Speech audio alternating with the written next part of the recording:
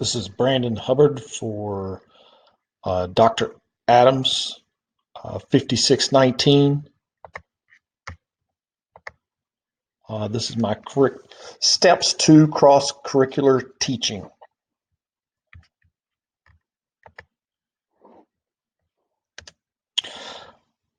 A conscious effort to apply knowledge principles and or values to more than one academic principle or one academic discipline simultaneously. The disciplines may be related through a central theme, issue, problem, process, topic, or experience. By Jacobs, 1989. The curriculum extension proposal. The North Carolina Family and Consumer Science programs of study consist of courses that fall in 6 career clusters and multiple career pathways. The culinary arts and hospitality courses offered from grades 9th through 12th grades are included in the restaurants and food and beverage services pathway of hospitality and tourism career cluster. CTE courses have blueprints that include units of instruction, competencies for each unit, and the specific objectives for each competency. These blueprints outline what a student should be able to do and what a student should know by completing the course. Blueprints for culinary arts and hospitality must be aligned with course subjects and other CTE courses to facilitate cross-curricular teaching. Curriculum blueprints. Objectives for culinary arts and hospitality courses will have built-in cross-curricular instruction. In each unit, the competencies and objectives for cross-curricular instruction with core classes will be built to align with specific objectives for each competency within the blueprint. Cross-curricular teaching strategies will be used to enhance curriculum for student development and deeper learning. This is an example of the current Culinary Arts and Hospitality 1 blueprint. As you can see, there are no cross-curricular activities present. It's kind of up to the teacher to reach out to another teacher in a discipline area to kind of cross curriculum teach. Here is my new Culinary Arts and Hospitality 1 blueprint. As you can see, the new highlighted in red is CC Chemistry. Here are some of the examples that I have and the activities. Culinary Arts and Hospitality would pair with the English class. English course would be studying the William Shakespeare's Macbeth, and the Culinary Arts and Hospitality class will analyze the foods that are current with this time period. They would then try to duplicate using the cooking methods that are associated with that time period, and duplicate that with the other class, with the English class. Again, Culinary Arts and Hospitality with the Foreign Languages class. Foreign languages will learn about the different regions and foods from that culture. The Culinary Arts class, or Culinary Arts and Hospitality students, will study the regions and the cooking styles. Both classes prepare a soup from the soup from the selected region. So each country is broken down, and the students would prepare a staple dish that is relative to that area. Here's another example of some more activities that could be implemented. Culinary arts class would join with STEM, biology, economics, and geography to design, sell, and manufacture. Class design a garden with STEM. Um, what would be the size, the dimensions to grow a product? Grow fruits and vegetables with the biology class. Grow a variety of fruits and vegetables that are indigenous to different areas. They could get with the geography classes. Um, the students design a farmer's market to sell goods with the economic classes. Students prepare to sell a market to sell and market with um, to sell at the market. Um, Culinary arts would join with chemistry, geography, and economics.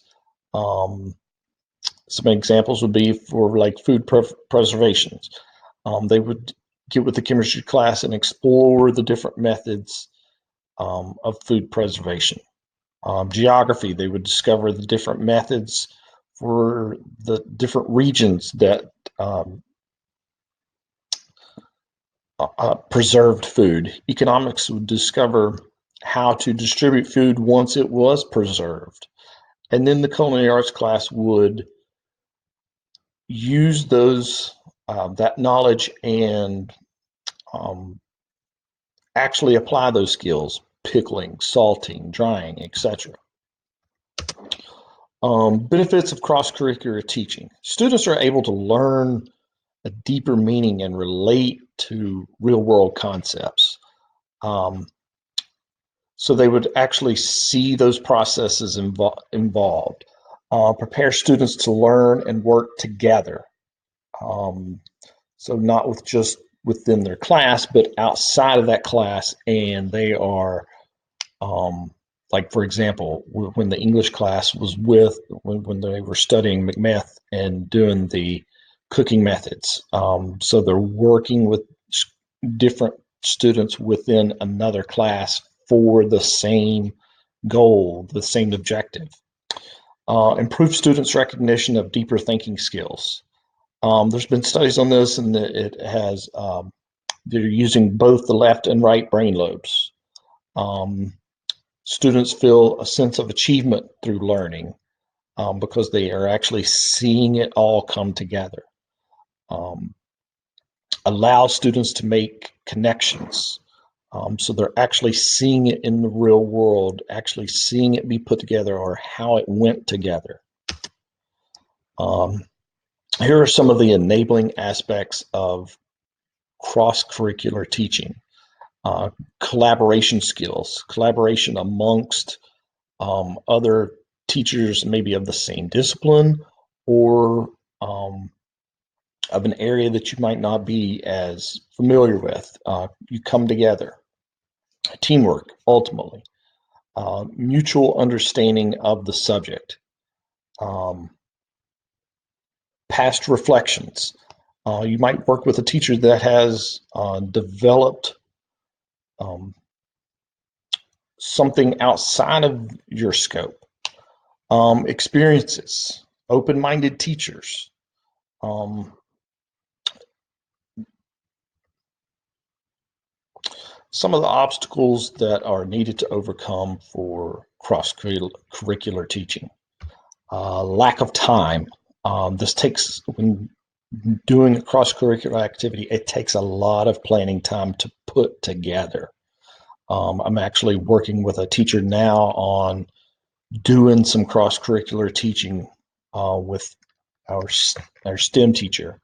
We're going to design his class is going to design a robot that actually will put a Hershey Kiss on a cookie.